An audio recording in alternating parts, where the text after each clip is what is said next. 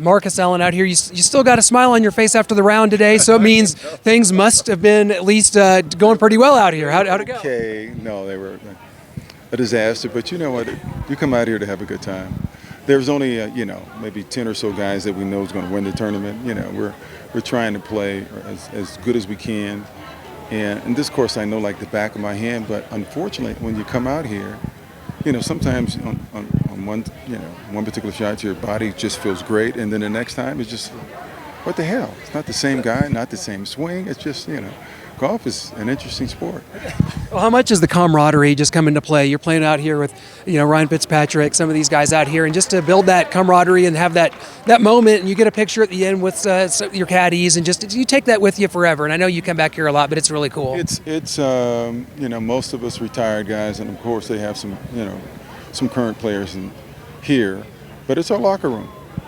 We come out here to have a good time, laugh and joke, and sometimes we get on guys' cases and stuff like that, but it's all in good fun. But there's few things, that, especially, as we get older, you're not going to play basketball anymore, You're not going to do that because that hurts your body and stuff. And you're not playing baseball. Maybe you are, I don't know. We're certainly not playing football anymore. So this is the one sport that you can play well into your years, and most of us enjoy it. Sometimes. Absolutely. Well, Marcus, we've got some stuff going on in the AFC West, some changes at quarterback, at coach with Pete Carroll coming to the Raiders, Geno Smith to the Raiders. A lot of people think this division's up for grabs. Maybe the Chiefs are done, the dynasty's dead, the Eagles beat them, the blueprint's out, it's over, so now it's anybody's division at hand. Is it the Raiders, the Chargers, I Broncos? would, and listen, in the AFC West, the Chiefs are still a team to beat, so yes, they made some changes with the Raiders. I think there's good changes. Are they enough? We're going to find out.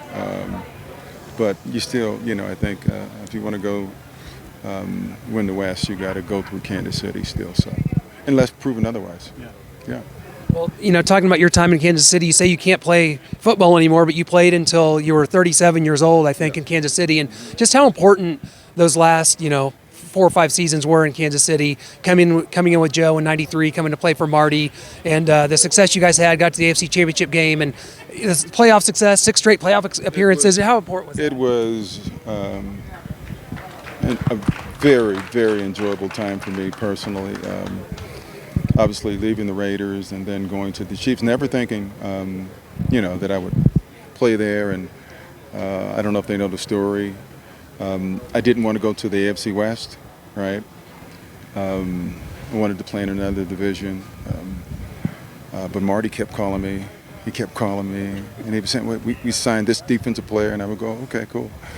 And then he said, well, we signed this, defensive player, and I go, oh, that's nice.